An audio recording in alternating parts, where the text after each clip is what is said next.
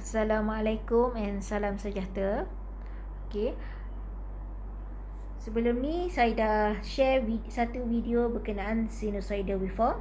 Okey, so hari ni kita akan revise sikit apa itu sinusoidal waveform dan kenapa awak perlu belajar ni. Okey.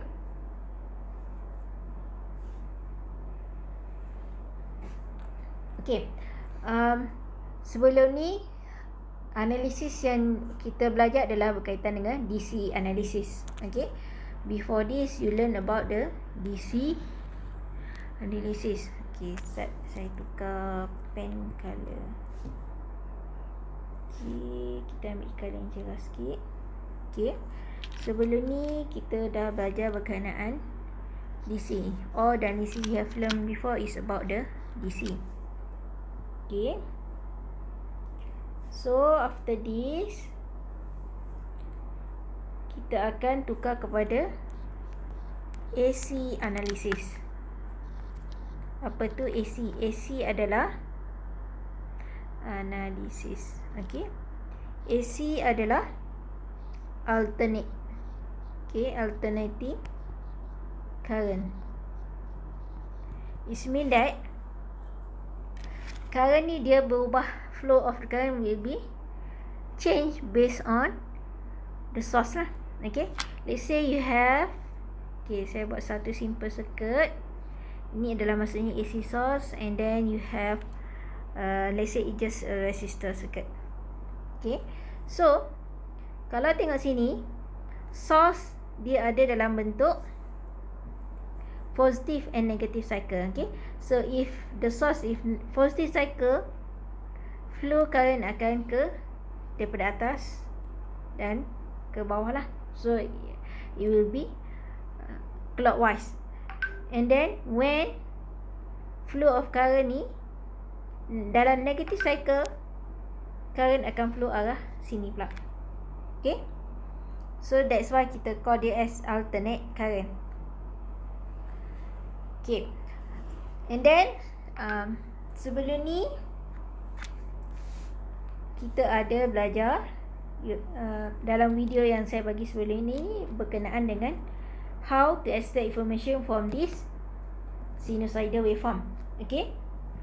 Okay, so graf macam ni maksudnya dalam horizontal dia adalah T time dan vertical adalah amplitude.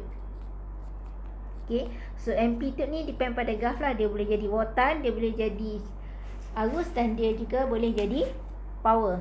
Okay, so okay, sorry dia lari. Okay, dalam ni one thing you boleh dapat adalah okay, berkenaan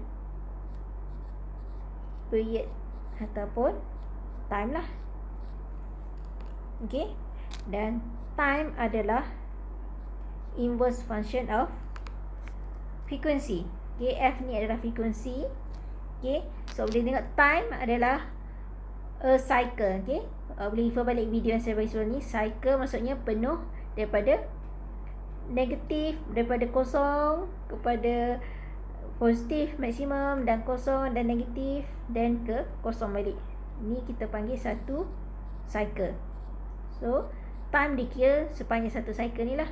So boleh juga awak dapatkan time daripada maximum, okay, maximum peak positive to another peak, okay, ataupun daripada negative peak to another negative peak. Ni adalah kita kira one cycle. Okay, so bila awak tengok ni, time dengan frekuensi dia adalah inverse function. Maksudnya kalau frekuensi tinggi, awak akan dapat time period untuk satu cycle tu lagi cepat, lebih rendah. Okay, next, yang kedua, kita tengok, kita dapat extract information daripada amplitude. Okay, so daripada amplitude ni ada 5 jenis information yang awak boleh tahu. Satu, okay, saya letak A lah, so ada 1, 2 kat situ. Instantaneous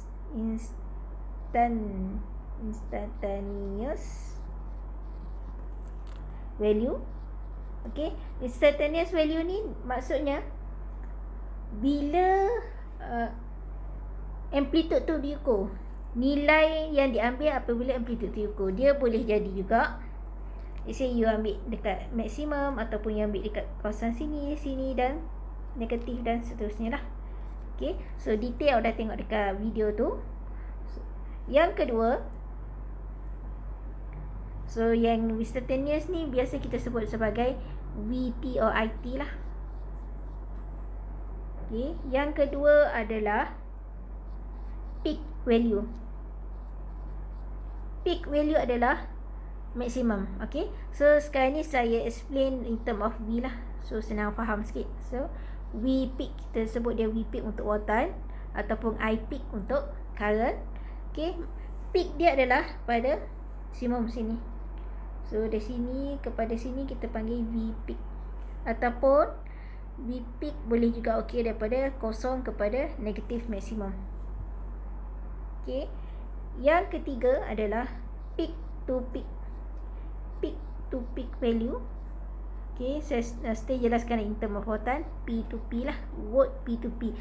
Peak to peak maksudnya, okay, daripada positif maksimum kepada negatif maksimum.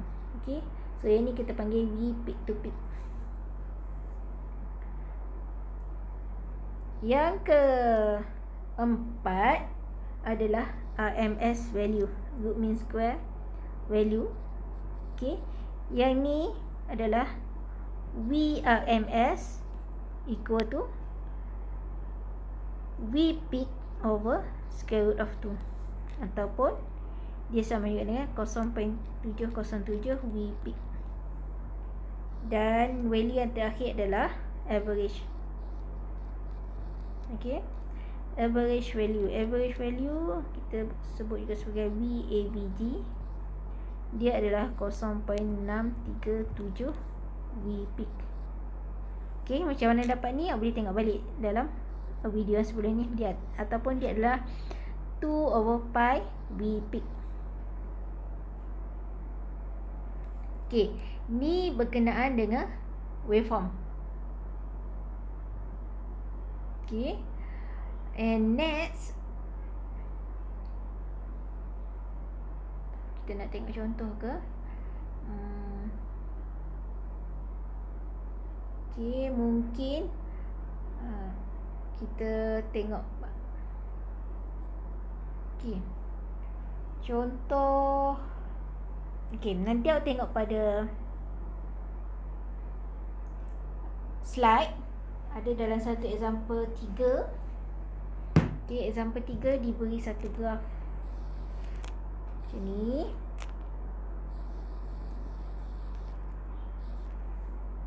So dia maksimum dia pada sini, maksimum 4.5 volt. So bawah dia akan jadi minus 4.5 lah. So ni adalah V. Okay, dan P. Okay, so soalan dia tanya V. Okay, yang ni awak boleh tengok example 3. Example 3 dalam nota. V peak dalam kes ni adalah V peak lah. So 0 hingga 4.5, so dia akan jadi 4.5 volt. Soalan kedua, V peak to peak, dia akan jadi 4.5 darab 2 ataupun terus dapat 9 lah. So dia sama juga dengan 2 V peak ataupun 9 volt. VRMS. Okay, VRMS sama juga dengan 0.707 darab dengan V peak, dan average dia sama juga dengan 0.637 darab dengan V peak. Okay, so ni awak dapatlah nilai dia berapa. Okay,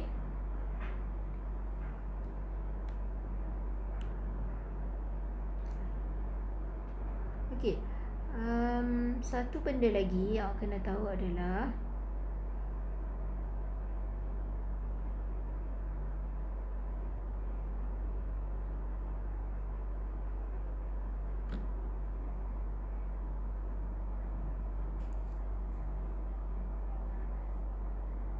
how to calculate power untuk resistive circuit. Power of resistive circuit. Okay, CCT ni circuit untuk AC source, untuk AC supply lah. Okay, so you have learned before dalam belajar ni, P adalah VI. Untuk case AC, P, okay, P dicari menggunakan VRMS dan dengan IRMS. Sama juga dengan VRMS squared over R ataupun IRMS squared over R. Okay, so kalau soalan tu dia bagi source dalam bentuk sine wave macam ni, and then you need to find some values in your circuit, you must use the RMS value lah, terutama untuk dapat power.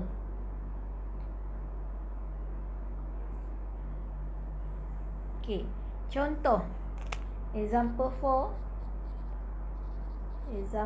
number 4 dalam notes tu. Okay, you have AC source and then you have 2 resistor given.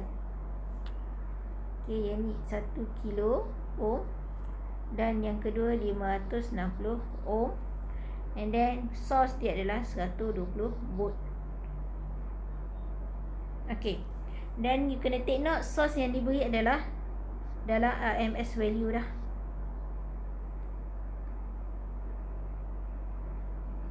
Soalan dia nak VRMS dengan total power. Okay, VRMS untuk each tu lah. So ni dia nak VRMS 1 dengan V2. Okay, so konsep dia sama je yang belajar dalam circuit sebelum ni. Sebab ni dah ada RMS, you boleh directly calculate lah. So VRMS 1 sama juga dengan guna kaedah apa? Kaedah voltage divider. So dia akan jadi 1 kilo ohm over 1 kilo ohm tambah juga dengan 560 ohm dengan total voltage yang RMS juga. Okay, so dalam kes ni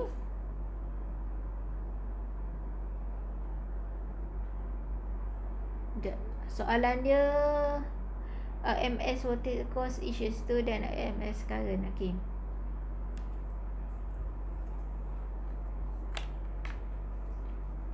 kita calculate sikit. 1K bahagi dengan 120. Okay, so yang ni awak akan dapat 76.9 volt. So VRMS 2. So ada dua cara. Sama ada you nak buat guna konsep yang sama, voltage divider, dan dengan 120 VRMS, ataupun boleh juga calculate terus VRMS 2 dia akan jadi VRMS daripada source tu tolak dengan VRMS 1. Okay, so sepatutnya awak akan dapat 120 tolak 76.9 ni awak akan dapat dalam 43.1 volt. Okay, untuk current awak just dapatkan IRMS. Okay, since awak dah calculate untuk each resistor, you boleh juga guna RMS VRMS 1 ataupun saya ikut sama dalam note lah, notation dia tulis V1 dengan kurungan RMS. So ni adalah V2 RMS. So boleh guna mana-mana voltage. Okay, let's say V1 bagi dengan R1. So dia akan jadi bagi dengan 1. Okay. So you akan dapat current dalam 0.0769. So dia akan jadi 76 lah. 2, 3. Okay, 76.9 mili ampere. Okay.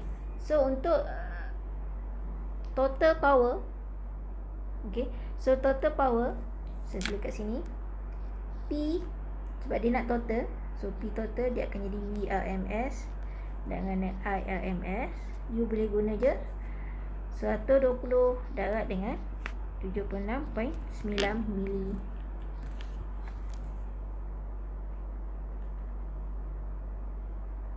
So you akan dapat 9.23 watt.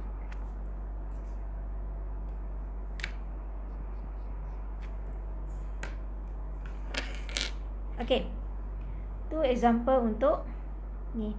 Last part saya nak tunjuk adalah berkenaan reactance. Okay, kita buat tengah sikit. Reactance. Okay, reactance ni adalah part of impedance. Okay, so dia boleh datang pada C ataupun L. Untuk dapatkan reactance C, dia akan jadi C 1/2 pi FC. Okay, untuk XL dia akan jadi 2 pi FL. Okay, so once you have calculate untuk dapatkan V ataupun I untuk both L atau C, you just use same formula as in resistive circuit lah. So dia akan jadi, let's say untuk V akan jadi I dengan X. Okay, X ni can be XL or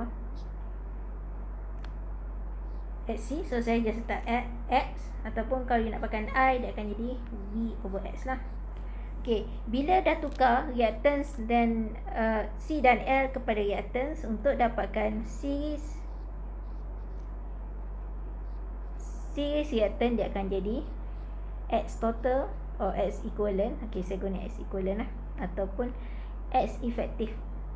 X equivalent ataupun X effective ataupun X total, dia akan jadi, okay, sama macam yang kita buat dalam resistor. So just tambah je. Untuk parallel,